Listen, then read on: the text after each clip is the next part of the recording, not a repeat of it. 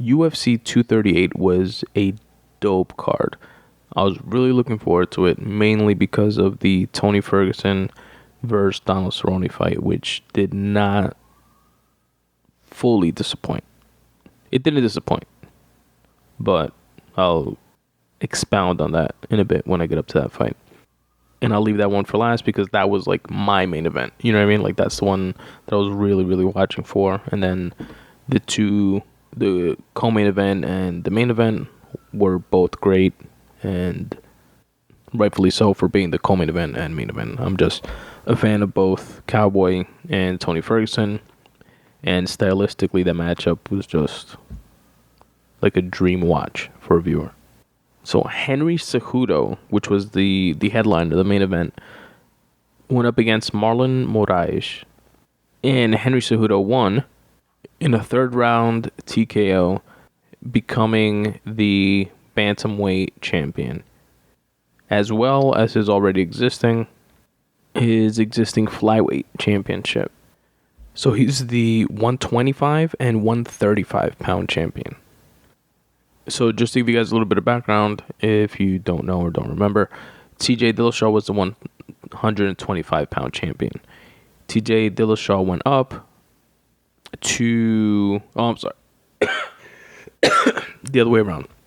TJ was the 135 pound champ, and he went down to 125 to face Cejudo in what many folks thought was the last 125 pound fight ever. Like the UFC was going to scrap that division for not doing too many views and not having too many popular fighters. But Henry Cejudo upset him and beat TJ Dillashaw. Then it turned out that TJ pissed hot, and he has since been disgraced and, self-admitted to taking steroids. And, EPO. I spoke all about it in, I think, the last Random Rant episode of the podcast, if you guys want to check it out in the backlog. It's like 2 or 3 episodes ago. So he, in essence, saved his division. And he wanted to grant TJ the rematch, but, he said he wanted to, go up to 135 and face him there so he can have the opportunity to become the champ, etc., etc. Then all the steroid shit came out, and TJ pretty much vacated his title, and Henry still went up, and he fought the number 1 contender. Well, actually, I think Marlon Mirage, I'm not sure if he was the number 1 contender. I guess he should have been, right? Unless the number 1 contender got hurt or something. But I could have sworn he was like number 2 or number 3. But anyway, he fought Marlon Mirage for the vacated title to see who would become champion at 135, and he won decisively in a third round TKO, and he was, I'd say, dominating the fight up until that point, if I remember correctly. Bear with me a bit because I'm recording this episode off memory, and that fight was about 2 weeks ago on June 8th, 2019. All I have to go by is some bullet point notes that I jot down on my phone whenever I watch a UFC or have a takeaway from a movie that I anticipate to share with you guys sometime in the future on the podcast, and then I fill in all the in-betweens off memory. So, and obviously the internet, right? I'm looking at the UFC 238 scorecards right now to remember, the actual rounds and shit like that the fights ended. And you got to give it up to Henry, man. He is you guys know how I feel about Henry Cejudo. I'm not the biggest fan. He rubs me the wrong way. He comes off as fake. And he comes off as fake in, the beginning of his career, before he fought Mighty Mouse. Not the beginning of his career, but the beginning of his popularity within the UFC. Before he fought Mighty Mouse the first time and lost, he was I think he fought Benavidez. Well, he definitely fought Benavidez. He fought Benavidez twice, if I'm not mistaken. But it was when he was a coach on The Ultimate Fighter, opposite Benavidez, and he was trying to portray this all-American, wholesome Norman Rockwell type of image. He has the American Olympic. He won the gold medal in 2008 for wrestling in the Summer Olympics, men's freestyle bantamweight division. So he is a gold medal Olympian and a 2-division UFC champ. He was the first gold medal Olympian to be a UFC champ, and now the first to be a champ and gold medal Olympian. So he's a phenomenal fighter. Not taking anything away from him there. And I like his style of fighting, the way he fights. But he kept like pushing that like wholesome image, and it just came off as really fake. And then what even makes me like double down on the he rubs me the wrong way type of thing is that now he's trying to like play the heel and trying to be like the quote unquote bad guy and like the bad boy. And it comes off as super fake as well. So it's like, if you're not the first Henry Cejudo or the second Henry Cejudo, then who the fuck are you? Even on Rogan's podcast, which Rogan has a way of really humanizing his guests, and he'll make you like something about somebody that you don't like or that you don't necessarily agree with a lot of their views on. You'll see them on a different level, on a different wavelength. And I think that's a testament to Joe's interviewing skills and the conversational nature of the podcast, but also it's a testament to the fact that it's a 2-3 hour podcast. And when you're speaking for that length of time, your guard gets let down. And you're just you, which is where I think the guests and Joe himself and such connect more with the audience. But even when Cejudo was on there, like he still came off, I don't know, something's off with the dude. Maybe it's me. Maybe I'm like projecting my own insecurities or some shit. But I don't know. He just rubs me the wrong way. What can I say? But phenomenal fighter. Awesome fight. And hats off to him for saving a division that was about to disappear, allegedly. Beating a TJ Dillashaw that was on fucking EPO to the gills, to the point that his heart was gonna fucking explode and he was gonna have a stroke in the middle of the ring or some shit. Octagon, sorry. And being an Olympian gold medalist. None of those things are a small feat by any stretch. And Henry Cejudo deserves all the credit in the world for the way he fights. But he definitely needs a life coach or a fucking cool coach or some shit. Stand him next to like Fonzie for a little while, because he definitely comes off as like a cornball like fuck me up, but a cornball nonetheless. All right, I digress.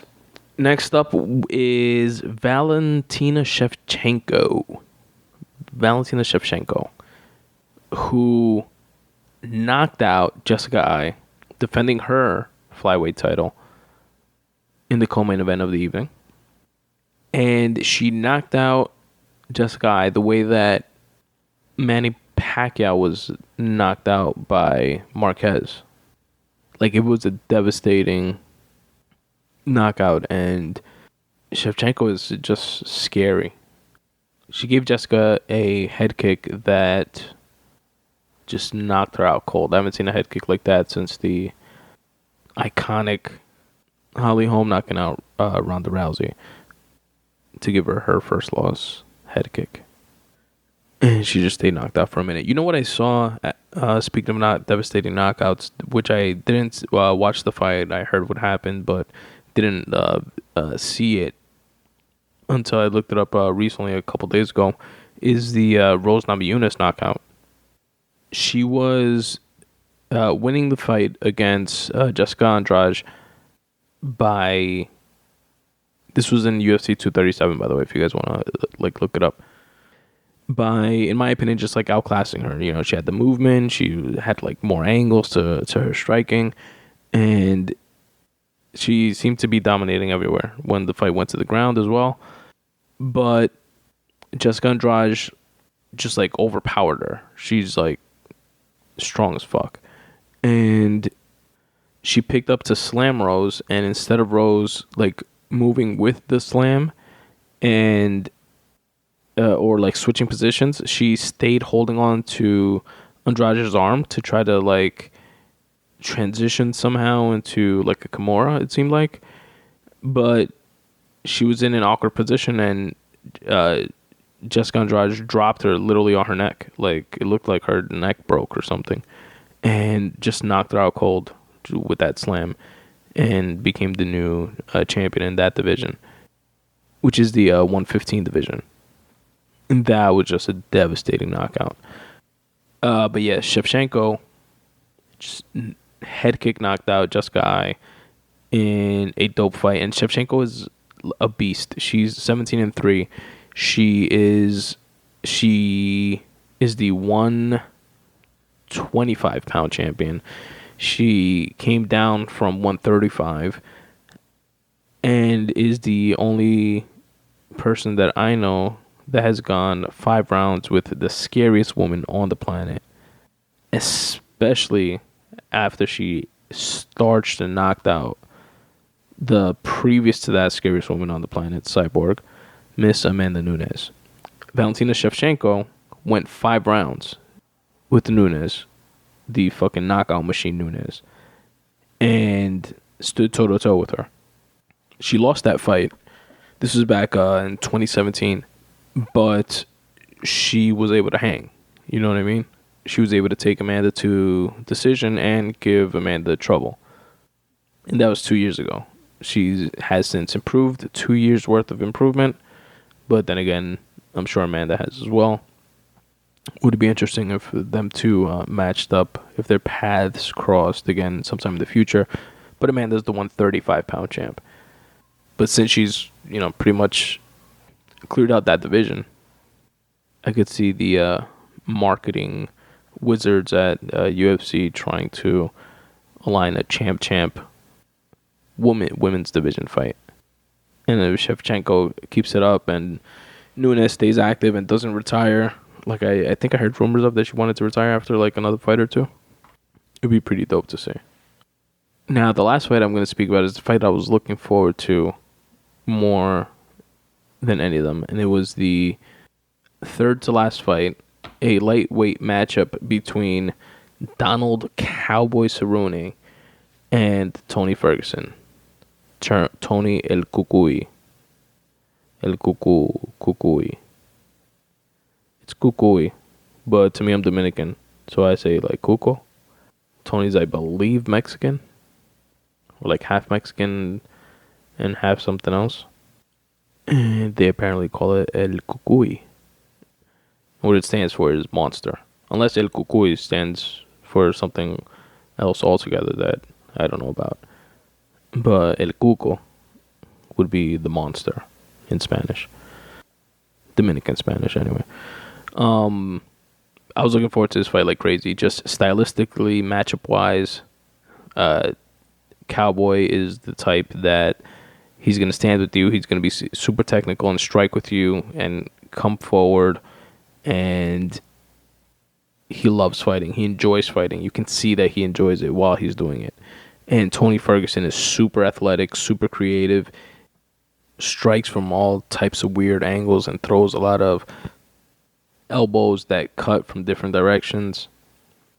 His opponents always, their faces get cut up and like bruised up, noticeably more than his and more quickly.